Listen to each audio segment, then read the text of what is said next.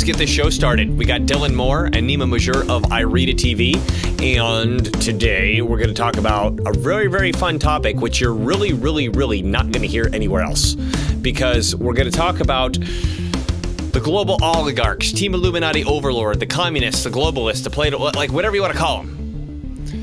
And we're not just going to sit here and bitch about them, right?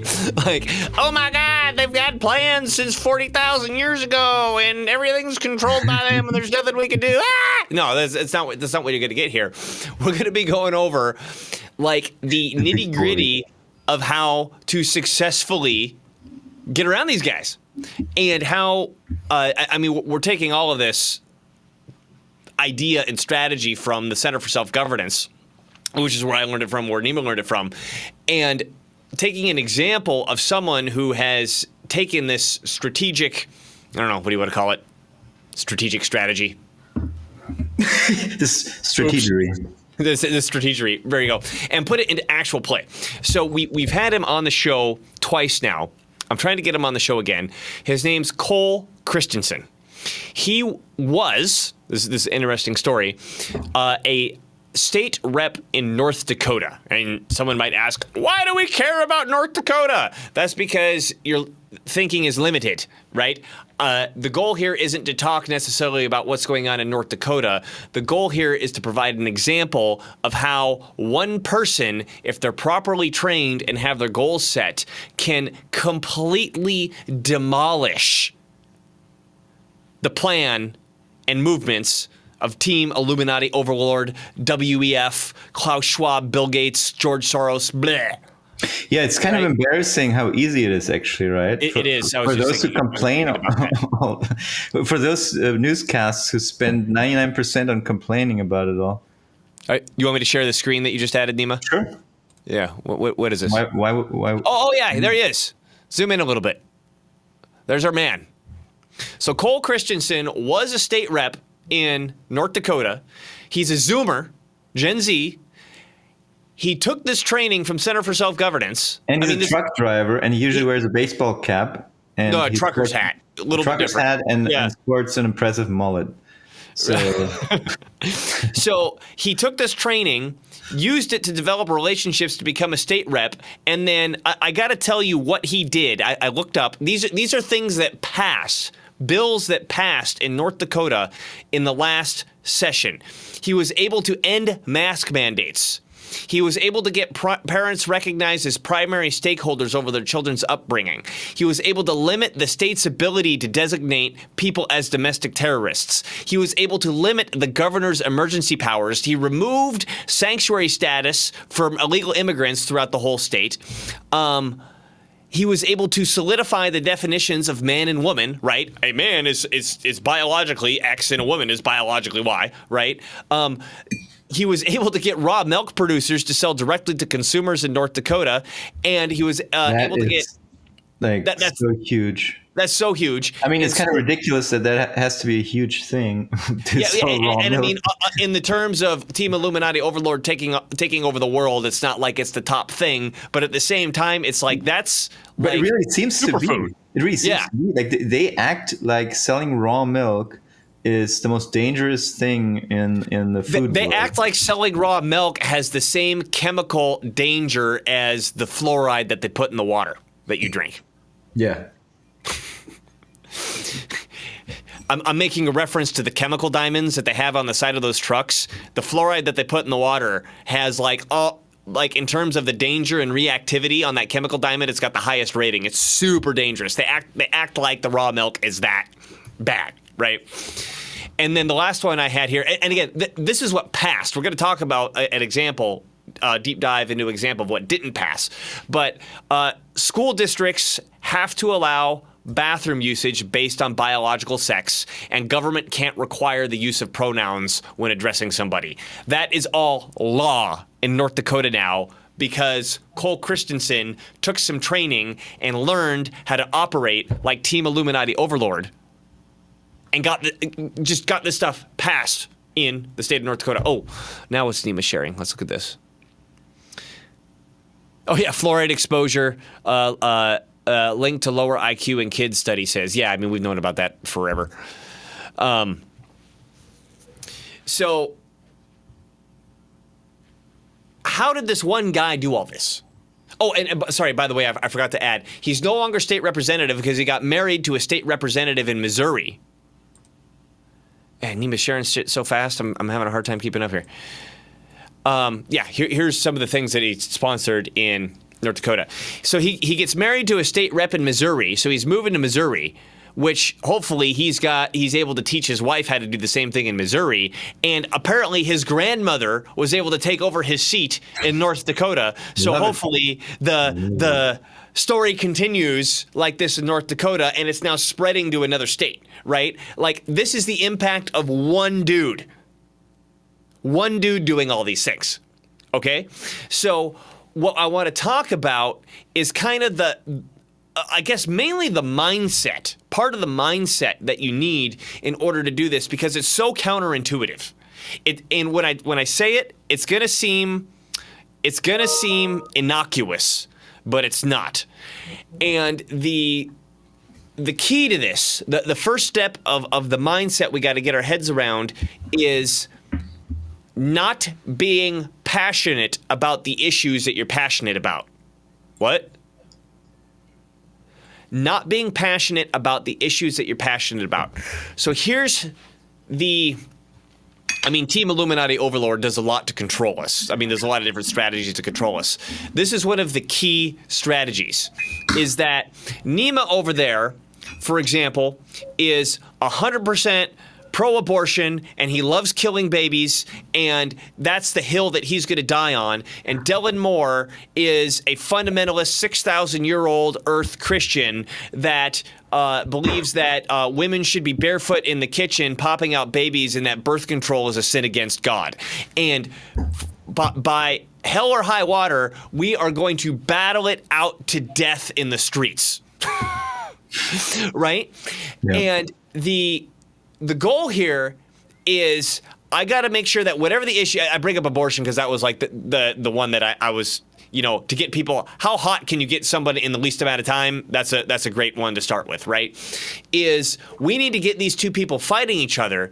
And according to Team Illuminati Overlord, they don't really care one way or the other. For them, the state is divine. We just need to make sure that whatever we're doing is in line with what we think that the state needs, whether that's yes abortion or no abortion, right? And the fact that Dylan and Nima have an issue that they're passionate about says that they are incapable of higher thinking because they are not willing to set aside their immediate passions in order to engage in this higher thinking. So therefore, they're easy to manipulate, because if I have agitator A over in the corner for who's on one side of the issue, and agitator B in the other corner who's on the other side of the issue, it's very, very easy to get them to fight and not focus on a real issue.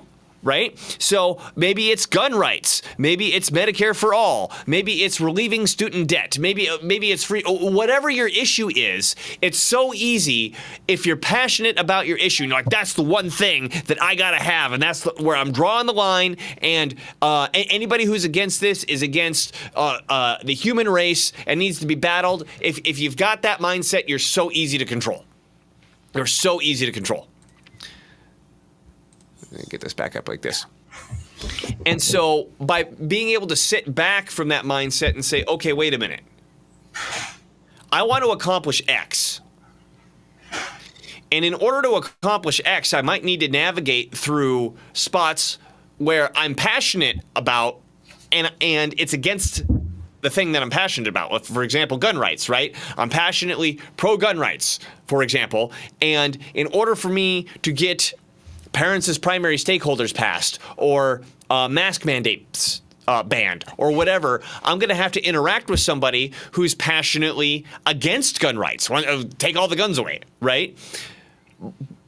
The first thought is to say, okay, that person is threatening me to take away my gun rights, take away my ability to self-defense. I would never want to work with him. Well, now you're not going to be able to accomplish much. So first thing is you have to be able to disconnect yourself from those passions. Right? And the second thing is you cannot fight the noble lie. The noble lie, to put it bluntly, is like the mainstream narrative of what's going on. Some examples of the noble lie would be climate change and anthropomorphic global warming. Another example of the noble lie would be COVID-19 was the most horrible disease that ever hit the face of the planet. The lockdowns were entirely justified, and the medical response was that the stabbies were the best medicine that ever came and touched the planet.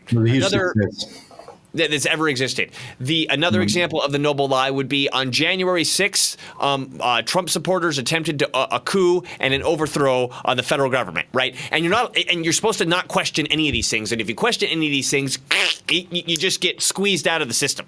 James, another example of a noble lie is that 6 million people of a certain ethnicity were fried to death by the Germans in 1947, 46. Yeah, that's a big one. You question that one, you get your head chopped off. They will come for you. In Germany, you go to jail for that. Yes, so, yeah. Austria too. A lot of places in Europe, actually, yeah. Yeah.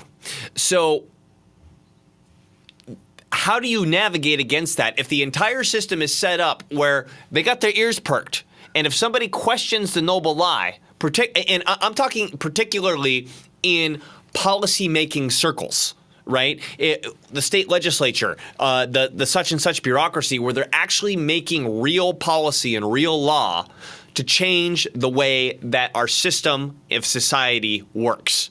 Those people, their ears are attenuated to somebody challenging the noble lie, and if you challenge the noble lie, they will all hold rank and push back against you. It's the way it's set up.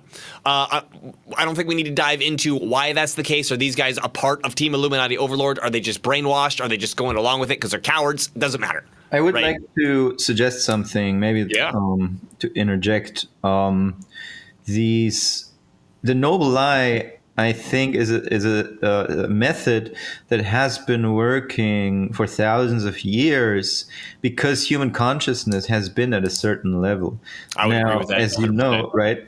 It seems to be the case that these noble lies are actually dying a very slow death around the globe.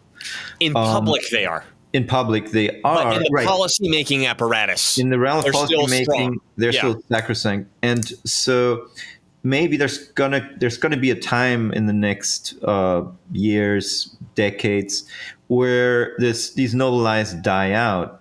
But nonetheless, this methodology that Dylan's going to talk about still applies. Like whether the noble lie is hugely successful or very successful or medium successful or mildly successful, it's a good method for as long as we live under this regime, I think.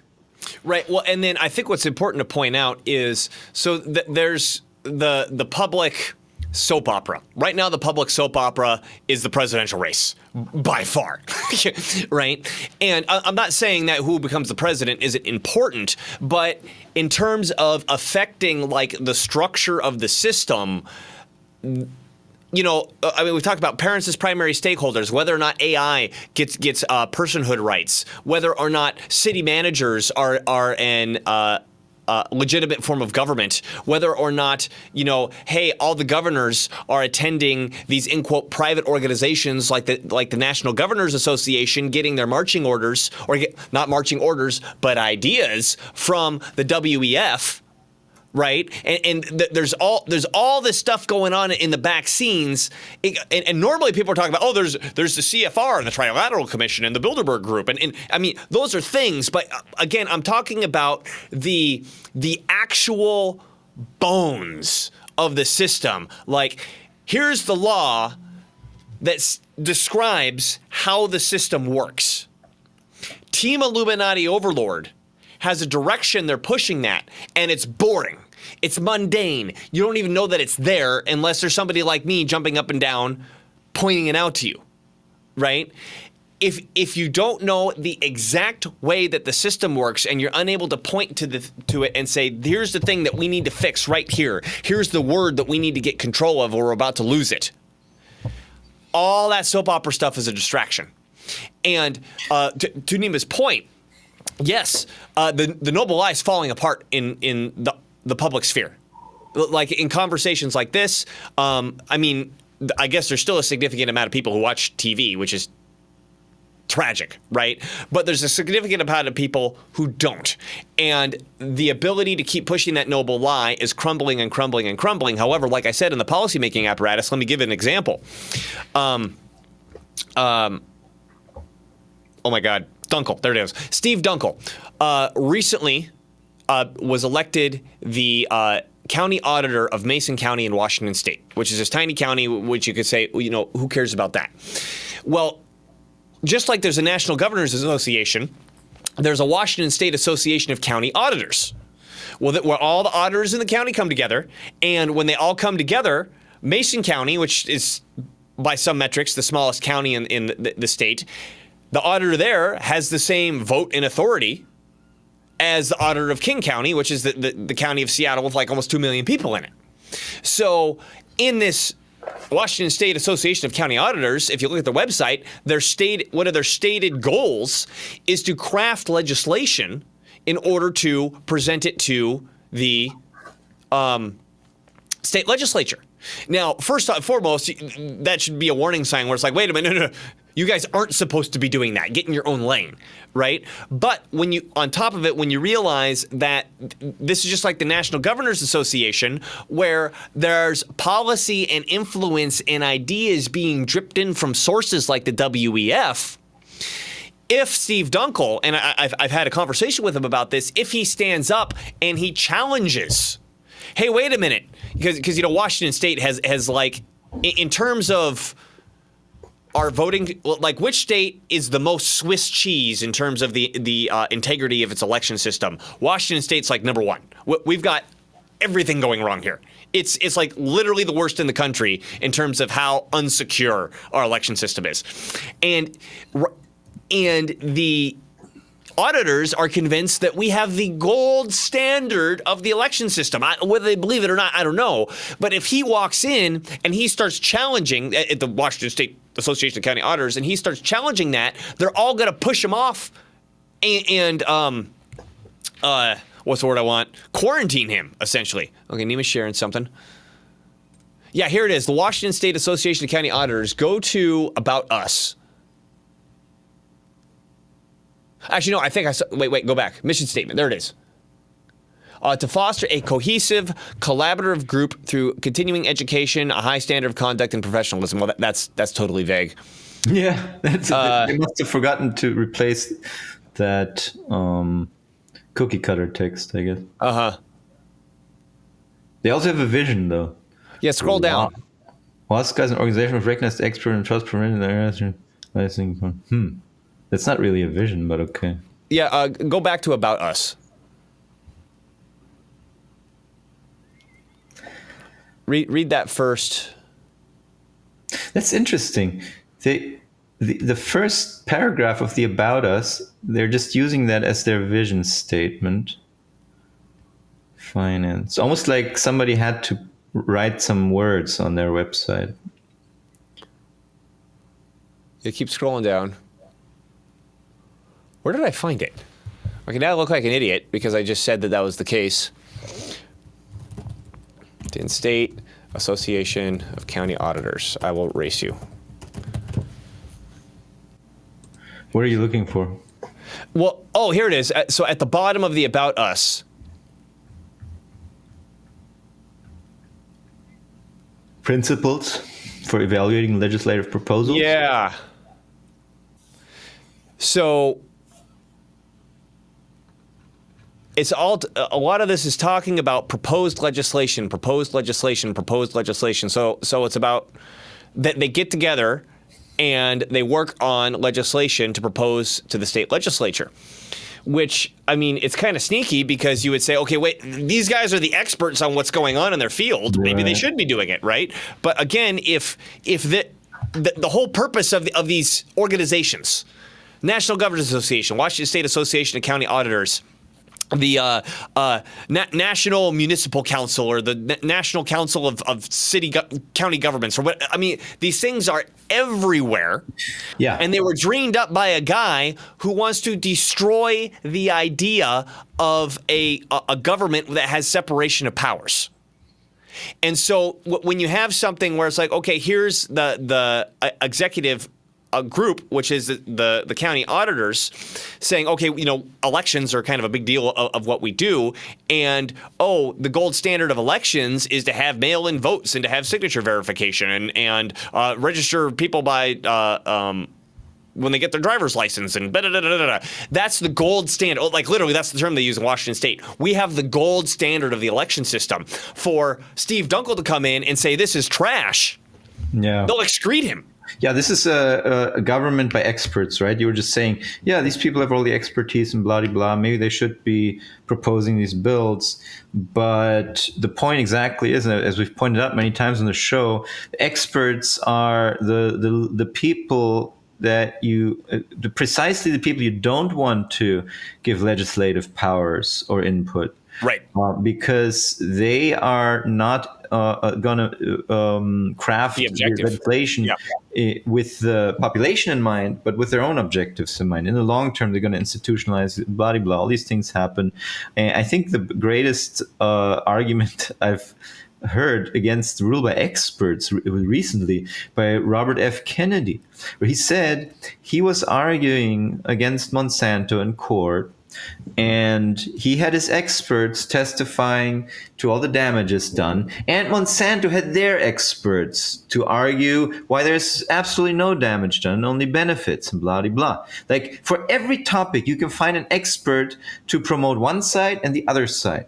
Right. So the argument that somebody's an expert does not make them a good legislator or a good representative of democracy. Democracy is supposed to be run. It doesn't make them magically an objective observer. Yeah.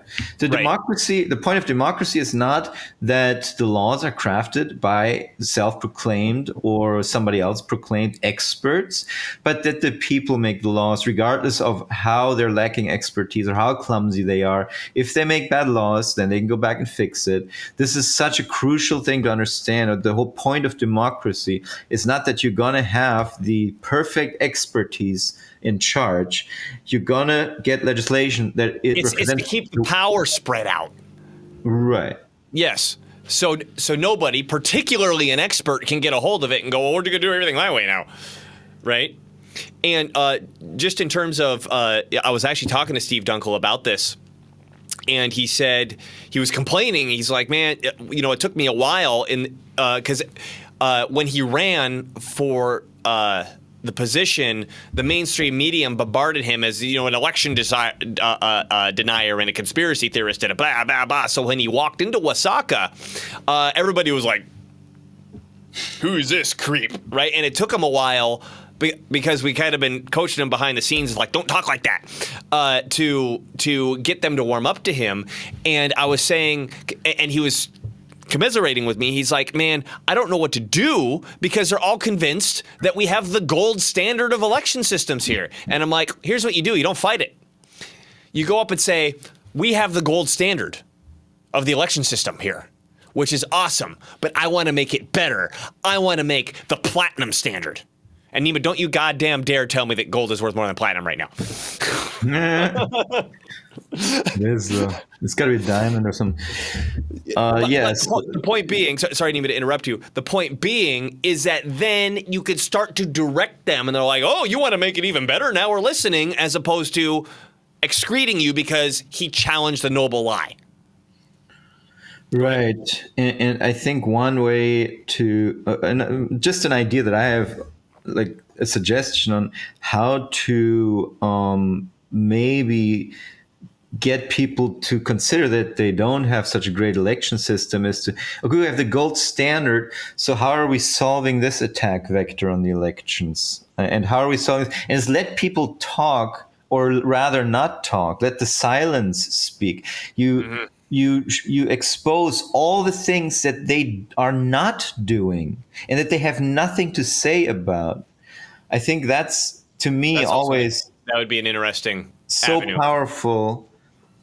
Like today, Matt Gaetz was asking the FBI director, right? Yeah. When you brief by, when did you notice his cognitive decline, right? Because you're the competent FBI director, the security of the nation is supposedly at stake. You're concerned about making the best possible decisions. what about this demented dude who can't tie his shoelaces or change his diapers anymore? When did you genius who is in charge of security of the country, when did you notice this obvious decline that every child on the planet is noticing now? And he had nothing to say about that. It was always. It's always been professional. Oh, okay. Biden's always been professional with me. Okay. Yeah. So you're that dull and incompetent. You can't even spot a demented old man who is crapping his diapers every 15 minutes. Right. And can't string together a coherent sentence if you paid him for it. Which we do, and he can't do it. It's literally what's the case.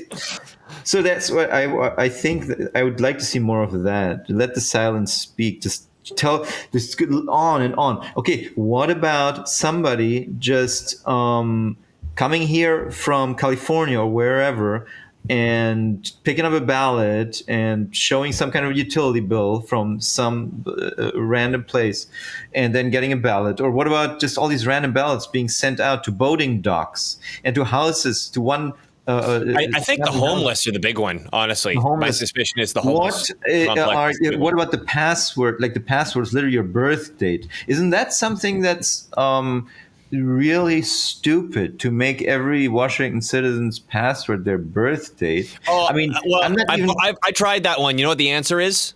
Oh, but it doesn't matter because we have the signature. We have the signature verification match, which is amazing and can never be challenged. And on top of that, in order for them to do that, they have to sign under penalty of perjury. So they could be in a lot of legal trouble if they did that without, falsely. So we just assume that because there's a penalty for doing it, that nobody would actually do it. In the same way that because things like theft and rape and murder are illegal, nobody ever does it. No. So that's a really. That's their answer. It fucking drives me crazy. So that's a really retarded way of designing a system that's supposed to be resistant against these attacks, right? You are correct, Nima. I know. The problem is they will, in unison, like fucking parrots, repeat that back to you all at the same time.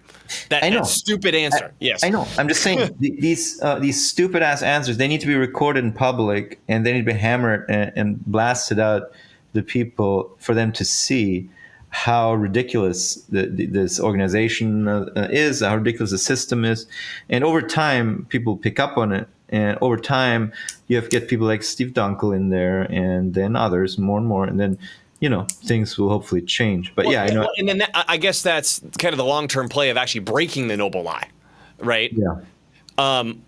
For now, in the imminent, I wanted to focus on it's there and we got to work with it. Right. And I brought up Steve Dunkel as kind of a case point of, how he's working in here. And what I want to get to is where Cole Christensen, the North Dakota rep that we brought up earlier, actually wasn't successful in a bill. Because and then I actually asked him about it. And I'm like, why didn't this one get through? And he basically said, I had to pick my battles. Right. I mean, I had to decide whether I was going to focus on this or focus on that. And I wasn't able to focus on that. And in this case, that is the vaccine schedule in North Dakota for school children, right? And I popped this up and I read through it. We're going to bring it up. It's barely 3 pages, right? So we will be reading it, but it won't be that bad. This was so brilliant. And it's such a perfect example of what I'm talking about here, because if we've got the vax situation, right? And in terms of not offending the YouTube algorithm, I'm trying to be careful as I say this, right? Is we've got what's the noble lie. The noble lie presents this as you have the glorified pro-vax side and you have the insane anti-vax side, right? And you there's no real middle ground that you're allowed to have. You're either pro good or you're pro the bad side. And if you question, if you're even people who are like, hey, I love vaccines, but I do have questions about this. Often you'll just get shoved over. Oh, you're just a crazy anti-vaxxer that wants all these kids to die from all these preventable diseases. If you don't want to force medical experimental gene drugs on people, that makes you a crazy anti-vaxxer. Right. And I mean, so let's just go with the official statement on the vaccines. We'll get to the COVID stabby in a second. That's a separate conversation, right?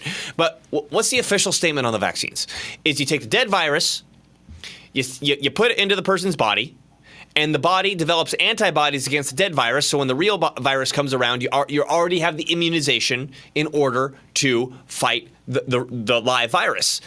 That story sounds great, right? That's like that's fucking amazing if we could do that, right? Now the questions then become, well, how effective is it? What are the side effects? You know, this sort of thing. And once you ask a little bit too much into that direction, suddenly you're an anti-vaxxer, right? And then what gets more interesting is you go, hey, wait a minute here. Why don't vaccine manufacturers have liability over the product? And wait. Why doesn't the product get the same level of testing that any other medical product would have? Like, I'm pro-vaccine, but why? What's up with this, right? So let me pull this. Let me pull this up. This bill that did not make it, unfortunately, in North Dakota, but is at the scene. Got it. But is a fascinating read for what I'm talking about now. So here it is. This is for 2023, and North Dakota has their legislative assembly every 2 years, so 2023 is the most recent. So here's Christensen as one of the sponsors.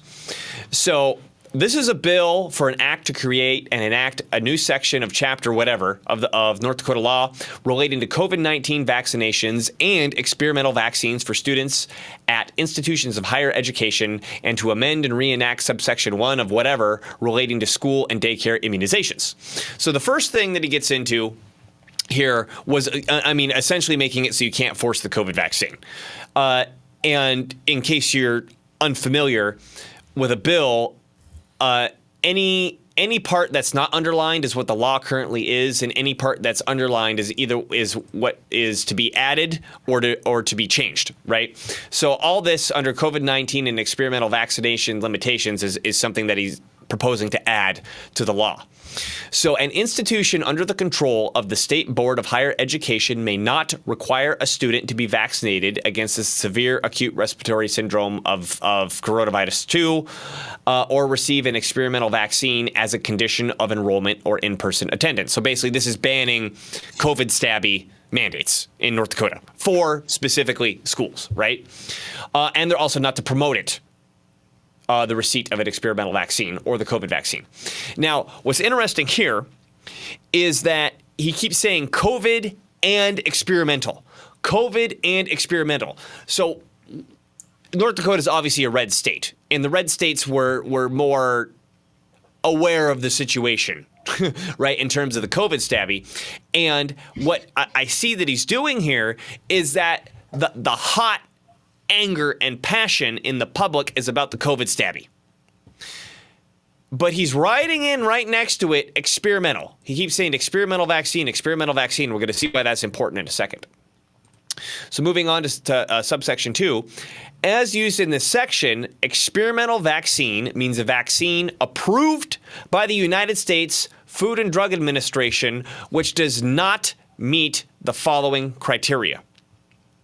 So basically, it's experimental if the FDA approved it, but these other things have not happened yet. Number one, the pivotal clinical trial the United States Food and Drug Administration relied on to approve the vaccine evaluated the safety of the vaccine for at least 1 year after the vaccine was administered against a control group that received either a placebo or another vaccine that meets the criteria under the subsection. So that's fancy legal terms to say, in order for it to not be experimental, it needs to go through a control study like anything else. This is so easy, right? I mean, this is the thing that should have been done everywhere for all, not just vaccines, all kinds of.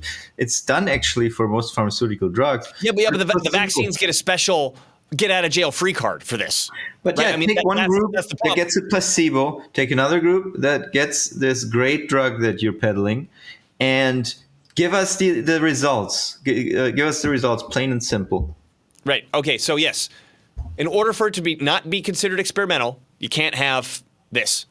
Second, the Department of Health and Human Services has, I I'm assuming that this is the North Dakota Department of Health and Human Services, has posted on the department's website the injuries or diseases caused by the vaccine and the rate at which the injury or disease occurs from the vaccine. Like any other fucking drug is supposed to do. Right? I mean, before we were recording, Nima just mentioned this, is that him and his wife have noticed on commercials that if you watch a normal pharmaceutical commercial, 2/3 of the commercial is listing the side effects, but if it's a vaccine, they don't. Yeah, it's ridiculous. Yeah, and we'll get into the liability protection here in a second. The third thing, the Department of Health and Human Services has determined the risk of the permanent disability or death from the vaccine has been proven to be less than the risk caused by the infection the vaccine is intended to prevent. So basically, the vaccine, if we compare the deadliness and the disability of the actual disease versus the cure has to be better than the actual disease, and you have to prove that. Yeah. Right? Again, totally reasonable. Of course, right? And then D, the vaccine manufacturer has liability, including for design defect claims for any death or injury caused by the vaccine. And as anybody who has cursory knowledge of the issue understands, vaccine manufacturers have extremely limited liability for damages caused by their drug, by their medicine, right? So what he's done here he hasn't challenged vaccines.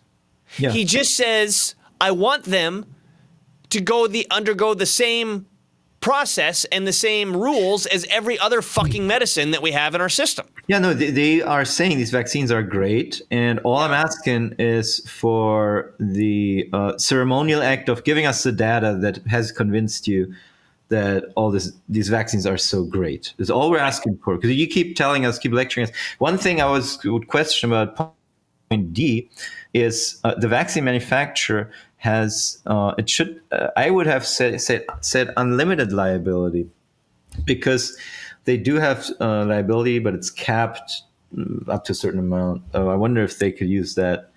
That is an interesting question. And I know part of the CSG strategy, which takes it from Team Illuminati Overlord playbook, is you got to work in increments. Yeah. Or maybe it has proportionate liability to get in the door. Yeah. The vaccine manufacturer has proportionate liability or something like that. But there's a bunch of other safeguards before this one as well, right? So there's 4 different points.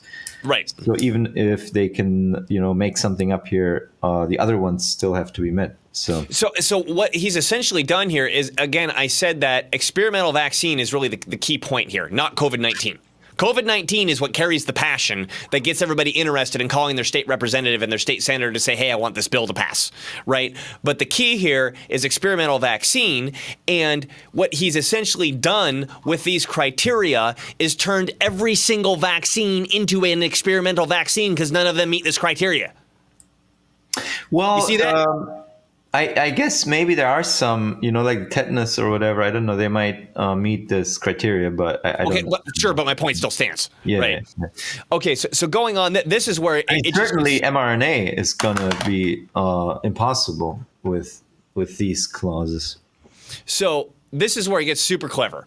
Is that was for higher learning institutions, right? Here's now for any. He says. Public, private, or parochial school or daycare center, child care facility, Head Start program, or nursery school operating in the state or being supervised through home-based instruction. So even homeschoolers, actually, I didn't read the whole thing. A child may, this is the current law. It's not underlined.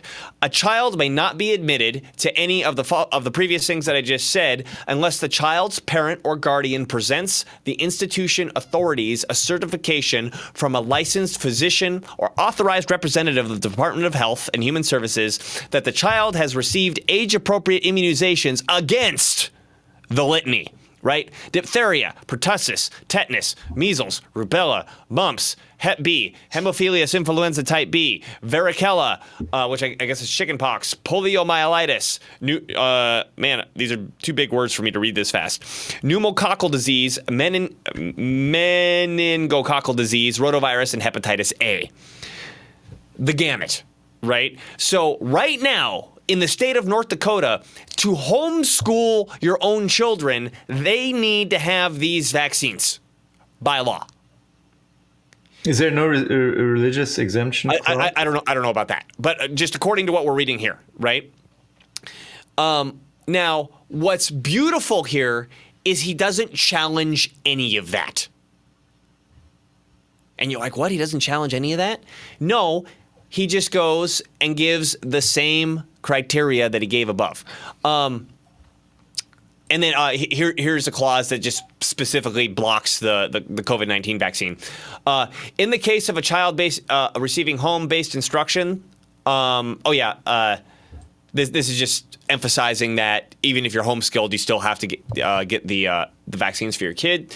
And then this is the same language that we read before, as used in the subsection. And if an experimental vaccine means a vaccine approved by blah blah blah blah blah blah, blah with these 4 criteria, and above we just read. Oh, I'm sorry, it has it right here.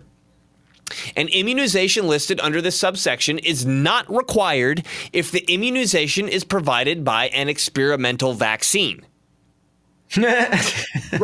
You see what he's doing? You see what he's doing? He's like, oh, no, but vaccines are great. The medicine's great. I love it. It's good. It's great. Whatever. However, we can't, like... Just prove it that these are... But you can't force any experimental medicine, which everybody would agree with. Oh, it's bad. You can't force experimental medicine. And then per the definition that he gives here, this turns all the current vaccines on the whole fucking list into an experimental vaccine. Yeah, unless they can prove that they are actually working. And if they can, then great. Yeah, great. But we know they can't. We know they can't. Right? Yeah. So this is so genius to approach it this way. Do you see? This doesn't battle the noble lie at all. I mean, maybe it does with the COVID vaccine, but again, this is a highly rural, highly red state, and I could see from this that the COVID vaccine isn't even the important part of this proposed legislation. Mm-hmm. Because technically, the COVID vaccine is an experimental vaccine based on this description, so it's redundant. Yeah, I mean, the way this law is written, it's just basically asking for all the reasonable things that anyone would ask for, and it's just for any medicine. And it's the rules for any other medicine. Yeah, so it's something where if you want to reject this, you want to argue against it. I would like to hear your arguments. I'd like to hear, why would you want to administer an experimental injection that has worse side effects than cures? Or you're unwilling to show that that's the case. Or why would you want to administer medicine? That doesn't have the 1-year control group test. Why would you want to administer a medicine where they won't give you the side effects, the negative side effects posted on the website? They won't give you the cost-benefit analysis. Yeah, that's what I've been asking for this whole time with this whole COVID propaganda. Show me the cost-benefit analysis. Where is it, bro? Is that too much to ask? Seriously? All I'm asking is to show me that the benefits outweigh the risks. They can't. Yes. These scumbags can't do it, and yet they want me to take it. They want to force you to take it. We didn't actually force you. We're going to force you to take it, but we didn't actually force you, right? That was the story. It was voluntary. All we said is that you can't board a train, can't board a plane, can't go to the grocery store, can't go to the gym, can't live life anything to survive, but we didn't force you. Right. Right. So, again, the beauty here. Again, going back to the noble lie. Now, this one didn't pass. And again, he had to pick his battles. I think this is a pretty big one, but, parents as primary stakeholders and limiting the state's ability to declare who's a domestic terrorist. Those are pretty big. Oh, you know what? I left off this. Did I put it on the list?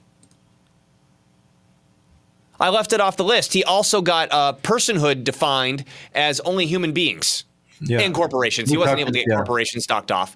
But we did a whole we did a whole show on that where rocks, trees, lakes, inanimate objects, and AI legally are not considered persons within the state of North Dakota now. That was Cole Christensen. So he did it again, if he wrote this and instead of doing it this way, he said, okay, we're going to change the current law to say none of these things are required, it would have gotten laughed out into the stratosphere. No one would have taken it seriously, right? But because there's two things going on here. One, he does not battle the noble lie. And second, I could see what he's doing with the COVID vaccine, because again, this is redundant based on the description he gave here. The COVID vaccine would be experimental, so all the reference to COVID vaccine could be left out, and it would still apply to the COVID vaccine. But because he put it in there, that generates the ire in the public that are concerned, that have their issue that they're passionate about. But then there's a hidden virus on this, Nima. Which was the experimental vaccine definition. He's playing jujitsu, basically. He's taking this. Okay, you're telling me that all these vaccines for all this bullshit, chickenpox, Gardasil, pertussis, the COVID, that they're so great, awesome. Prove it. It's like, right? It's not saying no, I don't want all this. It's jujitsu. He's taking their attack and throwing it right back in their faces. Yeah. This is, I mean, it's just so phenomenal. And maybe his grandma will be able to pull it off in the next session. Yeah, I'm rooting for his granny. Yeah, no, this is so freaking cool. And so here, I'll take this off and we'll go like this. So, I mean, I really wanted to take the time to emphasize this because, again, you're not going to hear this sort of talk on other stations. Other stations are obsessed about, right now, the presidential election. They're obsessed about, here's what Klaus Schwab's, or I guess he quit, right? Here's what the new guy, I don't even know his name, that replaced Klaus Schwab, this is what he's saying. Here's what George Soros is doing. Oh, my God, they're taking over all the DA's office, and we can't vote them out because the election system is messed up. America's over.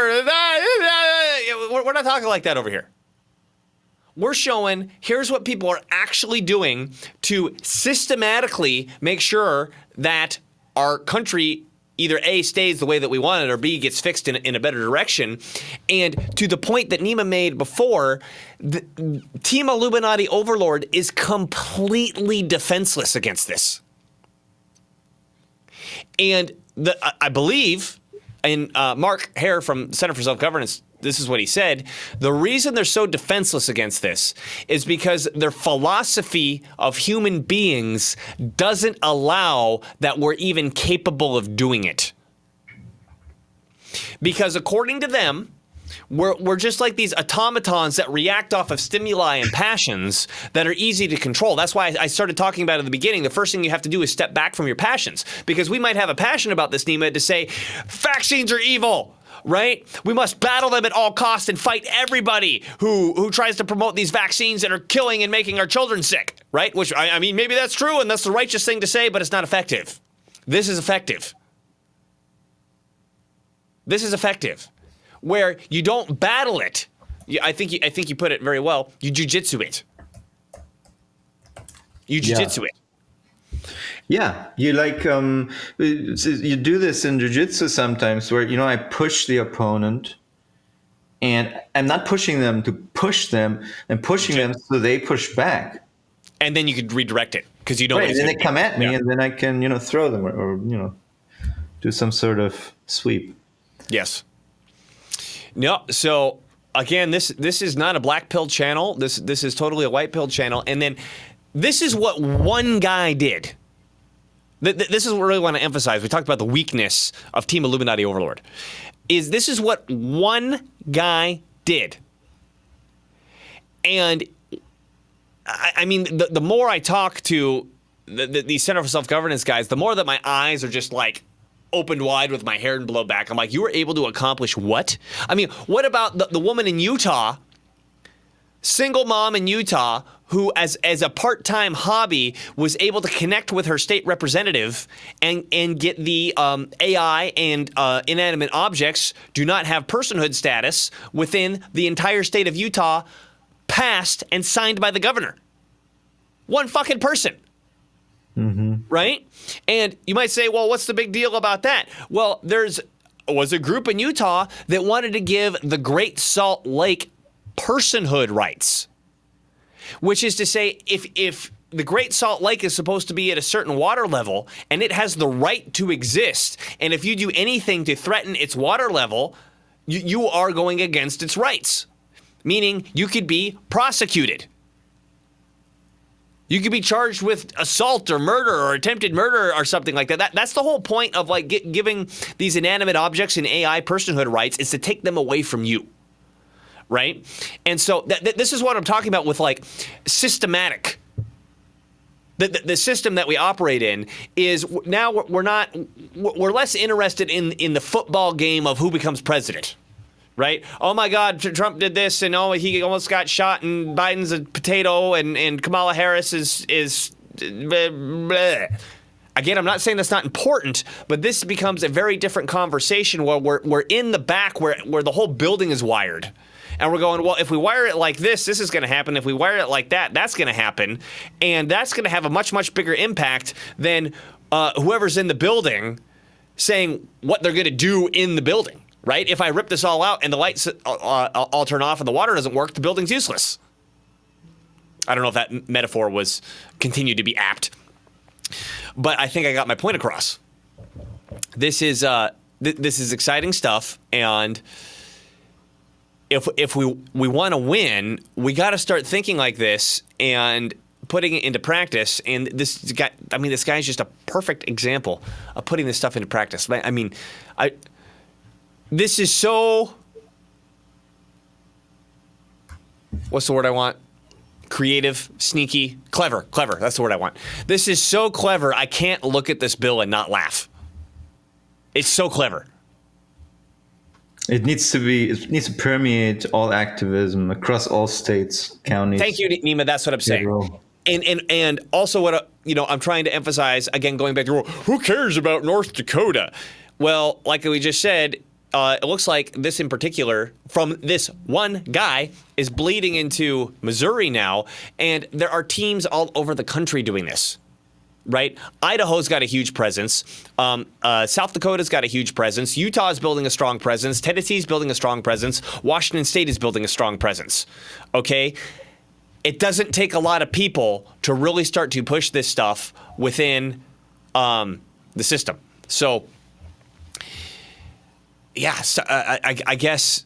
I mean, I don't know what else to say. Then you got to get off the soap opera. I mean, you still got to be aware of the soap opera drama of the partisan politics, but you got to take a step back from that and realize that's all about you having your passions invigorated, so you could fight against your other human being who's had their passions invigorated on the other side, and nobody accomplishes anything because you guys are too busy fighting. And Team Illuminati Overlord, does its evil laugh like, yes, they're doing exactly what we want. Yes.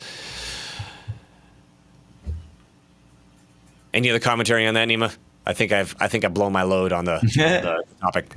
Yeah. I don't know if we want to discuss the recent leaks briefly in Germany. There was a big government leak of COVID vaccine. Oh yeah. I guess just to show how noble the noble lie is, right? Where it's like, right. What they're telling us versus like what they actually know in the background. You sent me the article, but it's in German. It's in German. I'll just translate, I guess. I'm a translator. I just want to point out a few small little paragraphs. Zoom in a little bit. Well, I guess it doesn't matter. It's all in German. Whatever. I can do it. Yeah. So it says, Corona. This is what the state wanted to keep secret from you. This just happened in Germany. It was a big leak of the German CDC's. Which is called Robert Koch Institute, the RKI. It's the RKI files, which were previously made available redacted, and now they were leaked unredacted. And there's a journalist, her name is Aya Velasquez. She's breaking this story. They had a big press conference recently, and some of the bombshells in there, at least one of them, is that, for example, here in their own files, it says that vaccination of children, even though the I think it's the Pediatric Doctors Association. Equal, yeah. Even if they are not recommending the vaccination of children, the Bundesminister, the Federal Minister Spahn plans to do it anyways. Okay, So now wait a minute. This isn't the official statement. That's what got leaked. That's got leaked. Right. Yeah, This is the internal conversation internal that they're having. protocol. Yes. Here's a big one. There's no indication that the vaccinations reduce the spread. The expert recommendations remain the same as long as there's no contrary direction from the Federal Ministry of Health. So multiple statements like, we don't have any evidence that this is working, but we're going to do it anyway. Yeah, and what is huge about this particular leak is that the people within the organization that did these protocols, the people themselves, argued in front of the German Constitutional Court in favor of mandatory COVID vaccinations. And as part of that, they said that the vaccination does change the spread of the virus, does reduce the spread, even though internally they knew that it doesn't. So they've knowingly perjured themselves in front of the Constitutional Court in Germany. So some people are hoping that some thing will come out of that. And here also pediatric medical associations are opposed to or skeptical, actually reprehensive towards vaccination of children, but the politics is preparing vaccinations anyways. There's a booster being planned by the ministry, even though there's no recommendation and partially no. What's Zulassung mean? Zulassung is you're allowed to do it. So authorization. Okay. No authorization. And then for some reason here, what I thought was weird, they are quoting the American Academy of Pediatrics, I guess. Why? Why do you not quote your own country's expert councils? But anyway, I thought that was interesting. Like how much influence just coming from the U.S. mega corporations, seemingly, just saying, "Hey, the American Academy of Pets is saying this." The AP.org. The wearing of masks should be maintained, even though there is no incidence of the disease or anything. Please, so this is some kind of a demand to strengthen the way that the law is formulated, or that the guidances are formulated for the public. And here's some stuff about testing, just for political reasons. We want more testing. How can we get there? No benefits cited, just the political will. Literally, they're saying the politischen Wunsch, the political will. Here, this is hilarious. Target communication to the groups, to the particular target groups. It has to be young men. It has to be made cool to get vaccinations. Es muss cool sein, sich impfen zu lassen, right? So these bureaucrats in their suits and their goggles sitting there telling the youth what's doing TikTok dances. Cool thing to do. Get that stabby. Or here, an influencer. Here's an initiative, an influencer vaccination challenge of YouTube. And some aspects of the topic could be approached with more humor. For example, the fear of side effects. So just laugh off the idea that there could be side effects to this. No. Actually, this is really psycho warfare. It's like they're saying it seems to be effective to share your side effects story and make it funny. So they're saying here, for example, El Hotzo, who's a far left government TV mouthpiece, who actually recently was also in hot water because he publicly stated he was sad that Trump wasn't assassinated successfully. So a complete psycho who's allowed to spread his propaganda by German state, taxpayer-funded state TV, of course, right? So he made it into a topic. El Hotzo, zum Beispiel hat El Hotzo bei seiner Impfung seine Impfreaktion thematisiert. So he turned his reaction, his post-vaccination reaction into a His topic. negative vaccine reaction, right? Yeah. So He make it, and dramatized it. I've seen people do this. I've seen the vaxxers do this left and right. Oh my God, I felt like I was hit like a train. But, whatever. But I did it, and it was worth it. Yes. Yeah. So I never thought of that as like a deliberate strategy. Well, and then, I mean, this is also giving you an indication of like how so many little details were just funded by these organizations and promoted by these organizations to make it look like that they were organic. Yeah, totally. I mean, it's just these influencers. It's so dumb. This was the same. This was same in the U.S. too. They paid Instagram influencers to shill for government vaccine propaganda. They paid them $5,000 to $10,000 to pump the government's bullshit narrative about COVID vaccines. How cringe is that? That's pretty cringe. So these were some of the big things about the leaks. In other news from Germany also, by the way, because one thing came to mind because I was talking about El Hotzo, who's a far left propagandist who glamorized the assassination of Donald Trump. Meanwhile, the German state has shut down the right-leaning Compact magazine. Just shut him down. I don't know if you heard about that story. No, I have not. But it was a big magazine for the AfD. They had a circulation of 40,000 physical magazines that they sent out every month, and they had an online presence.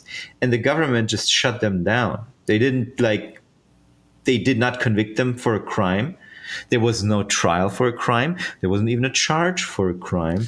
They just decided with a stroke of a pen to shut down the magazine whose words they don't like. They didn't call for the assassination of anyone. But Nima, like the Europeans are so much more enlightened than the Americans. How could this possibly be true?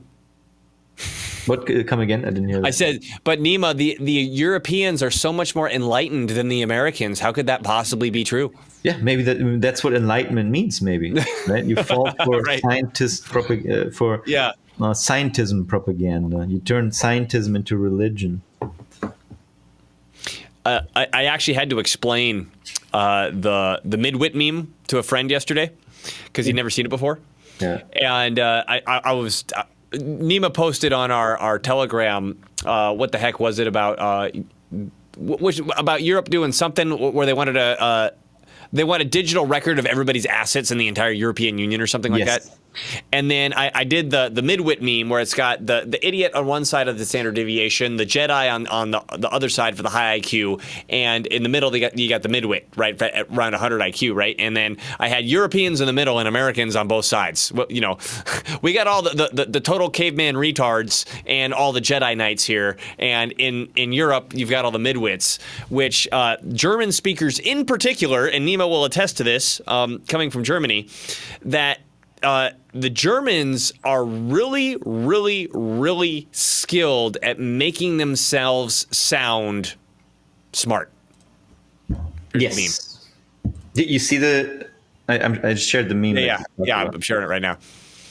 So they are very much into sounding sophisticated and citing this scientist and that scientist, but they can't go deeper. They are incapable. I don't know what it is. It's like it's unimaginable for them to go beyond certain talking points and look what's underneath and where it came from. Right. Where it's like, let's go back to fundamental principles and see how this compares to fundamental principles. And based on what my fundamental principle is or isn't, how do I feel about this thing that I just fucking cited or this thing that you just fucking cited? They don't do that. Right? I mean, that's the point that you're getting at? Where in America, I mean, yes, we've got a whole you question authority. There's a thing where the country was founded on questioning the king's authority, and that still carries through to this day, I think. Right. Right. And I've made this claim. I don't know if I ever did it on the show. America seems to be the best and the worst at everything. Mm-hmm. Like, we got a lot of dumb people here. You know, I'm a redneck and I snort WD-40 for fun, and then I'm going to drink or I'm going to eat all these carcinogenic chicken tarts or chicken waffles, and then stick a bottle rocket up my nose for this party tonight. Like, we got a lot of those guys. We right? also have the Ivy League schools that even the European aristocrats want to go to. Right. So Right. yeah, there's like not saying that both they're sides great, of the spectrum. whatever. But yeah, there's that distinction, or there's the dichotomy in the U.S. Definitely, it's a country of more extremes, maybe you could say. Yeah. Whereas Germany is a country of, as Carol Quigley has characterized brilliantly, it's a country of comfort, of Gemütlichkeit. That's the one word he uses actually to characterize the German spirit. It comes from tribal. Barbarian days of being comfortable in your tribe, not venturing out. Right, the Germans never went out to conquer, other than once when they had enough of the Romans, I guess they sacked Rome at one point. But they didn't go out and conquer like crazy. They wanted to feel comfortable in their tribes, and that kind of got shattered by the Romans taking over in the border regions, right? And the Germans started adopting Roman lifestyles, but they were okay with it. They were not okay. We're no longer necessarily comfortable in our tribe. We're now accepting this new lifestyle of cohabiting with the Romans. And then shortly after they decided to do that, the Roman Empire collapsed. And Carol Quigley says this double whammy of trusting the tribe once and it went away, and trusting the new Roman tribe, and that collapsed. That has never really left the German psyche, apparently. I have to reread that part on Germany because Quigley has a bunch of parts in Tragedy and Hope where he just like expertly describes the culture of this or that country. It's incredible. And then also another characterization. I don't know why we're talking to German. Because of the Midwit meme. Right. Yeah. So Quigley talks about, Brzezinski in his book, The Grand Chessboard, I think it's Grand Chessboard. He talks about what the two relevant forces in Europe are basically Germany and France. Nobody else is really. UK has kind of extracted themselves, and he ended up being right about that. But he says that France seeks reincarnation through Europe. France wants to be great power again with the help of Europe. He says Germany seeks redemption through Europe. Germany wants to show everyone how not evil they are, and how they're into diversity and all the things that you associate with Germany because of American propaganda. No, we're not those things. So they go extra hard in the woke direction, which is all about, showing. We're not Nazis. We're going to do the opposite of everything the Nazis have claimed to have ever done. We're going to do the opposite of that. Proving how guilty you feel for yourself. And never stopping that, constantly wanting to show how guilty you feel for everything and apologizing for everything. That's the German. Yeah, even though like the last generation involved with that sort of stuff, whether it was true or not, is almost entirely dead. Yeah, that never seems to matter. Gone. Yeah, that never seems to matter. These narratives, California is about to pass reparations for slavery, and that money is paid by people who never owned slaves, goes to people who never were slaves in a state that never had slaves. Congratulations, California. Sounds about right. Brilliant but move. I want to go back to the article that we just read in German, because in terms of the noble lie, right? It really, really shows the power of the noble lie, because these people in the interior of this, what was the organization? RFI, RKI, yeah, RKI, right? They. By the way, sorry to interrupt. Just one funny tidbit. Robert Koch, you know the name, right? That's who the institute is named after. He's the guy who came up with a methodology of how you can prove that you discovered a virus. And it happens to include, you have to take the virus, you have to inject it into a healthy organism, and you have to show that the virus causes the symptoms that you claim it causes in the previously healthy organism. You know, that thing that they stopped doing whenever they You mean that decided whole scientific method thing? the whole scientific method thing, where now they've invented excuses as to no, you don't have to do those things anymore because reasons. And of course, Because not having a symptom is a symptom, and you better get vaccinated. Yeah. Right.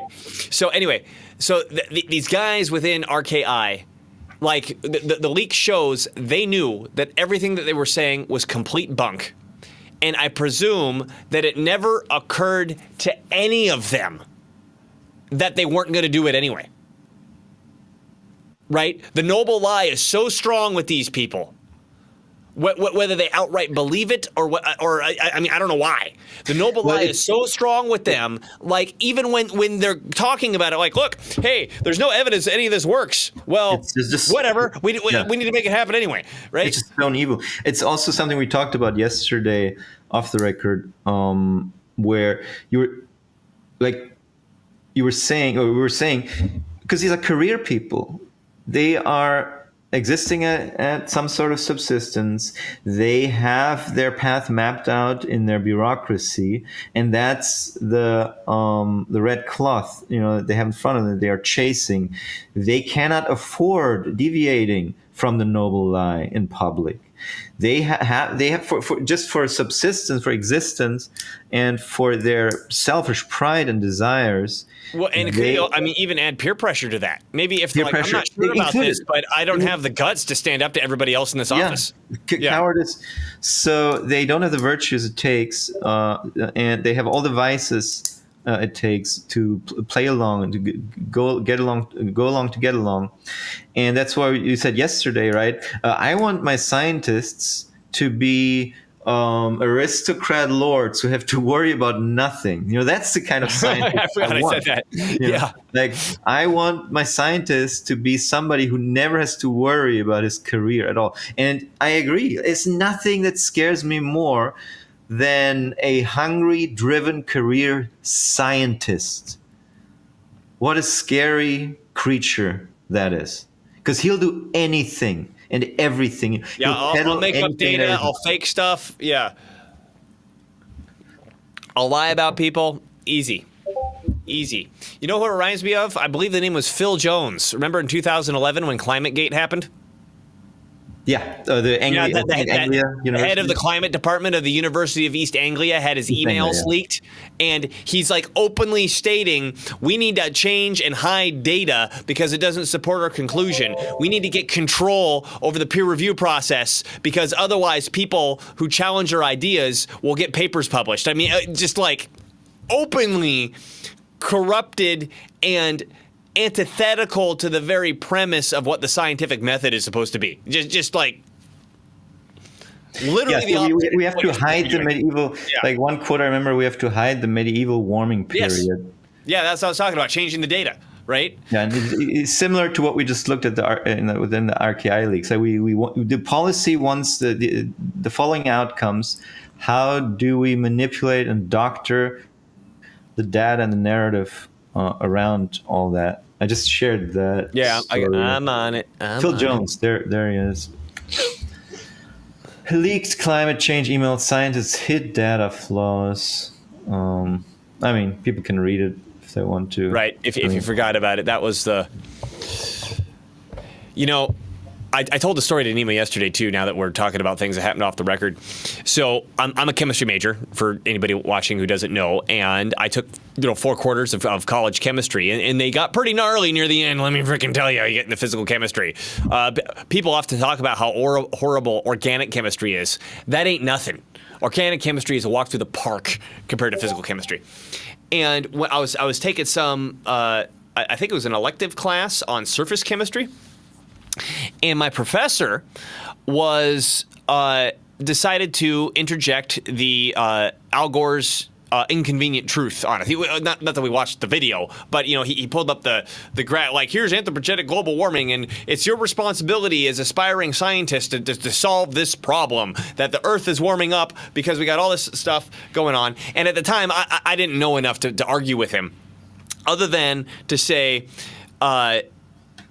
because he started talking up nuclear energy, which I'm more pro-nuclear energy than I was in the past. But at the time, I had been reading a lot about how, first of all, there's meltdowns, but second of all, how the depleted uranium gets used for military weapons, and they get shot all over the world. And I'm like, that's an environmental fucking catastrophe right there. So if we're going to talk about environmentalism, like, let's have everything on the table. And so as he was talking about all this nuclear energy, I raised my hand and I'm like, well, the waste gets used as depleted uranium bullets that makes these war zones radioactive. And his response to me was, well, that's political. And I was too much of a dumb young kid to know how to handle that. I know how to handle that now. But this was in like 2008. And the Phil Jones leak came out in like 2011. I wish to God that those dates were reversed for that instance, right? So if he's like, well, that was just political. And I can be like, oh, let's motherfucking talk politics then, right? How is this Phil Jones thing not political? Like, give me a break. Give me a break. Again, another example of the noble lie, right? Climate change, anthropomorphic global warming. It's the noble lie. And here is the leak proving that the whole thing is set up and fake, and the noble lie still fucking continues, even though a large percentage of the population isn't buying it anymore. But again, the policy-making, boring, backroom stuff that nobody really understands how it goes on because they're like not even aware that world exists. They're still, whether it's for their pocketbook or their peer pressure or whatever the reason is, they're still pushing it and creating policy based on this noble lie bullshit. So that's why I love it when we have someone like Cole Christensen coming through who's taken some Center for Self-Governance training that's like, I can work with that. I know exactly how to handle that. Here, I love this quote. Climate change is a big problem, so therefore we need to do this thing. I like this quote here, to your point of no lie. It's right that there's rigor applied to all the reports about climate change, but I think it would be wrong that when a mistake is made, it's somehow used to undermine the overwhelming picture that's there. What overwhelming picture? So if there's evidence against the picture, because that picture is overwhelming, we shouldn't talk about that evidence. Because I used the word overwhelming picture. Yes. Okay, show us your stupid overwhelming picture. Don't just say the word. The thing is actually... fallacy of loaded language, isn't it? Or a fallacy of emotional language? Yeah, what does overwhelming mean here? I think it would be wrong that when a mistake is made... Well, it's not one mistake is made. It's like these people constantly make mistakes. Their models are constantly wrong, one after another, and every mistake they make, every single one, coincidentally leans towards human man-made catastrophe, and not the other way. Just the use of mistake here. So this is a quote from the climate change secretary. So this is not Phil Jones. This is somebody commenting about Phil Jones, right? To call it a mistake. Oh, we just made the mistake of intentionally not including the medieval warming period and the fact that we want to control the peer review process to keep people that we don't like out. That was a mistake. Right. Right. I mean... I'm just saying, like, this something I also read in the book, The Neglected Sun. It's actually a German book called Die Kalte Sonne in its original, written by two climate scientists. And they point out this thing how come every time you people make a mistake, it always suggests human, man-made, catastrophic climate change? How come there aren't mistakes in the skeptics' direction? Mm-hmm. At one point or another. No, your mistakes always lean towards man-made catastrophe.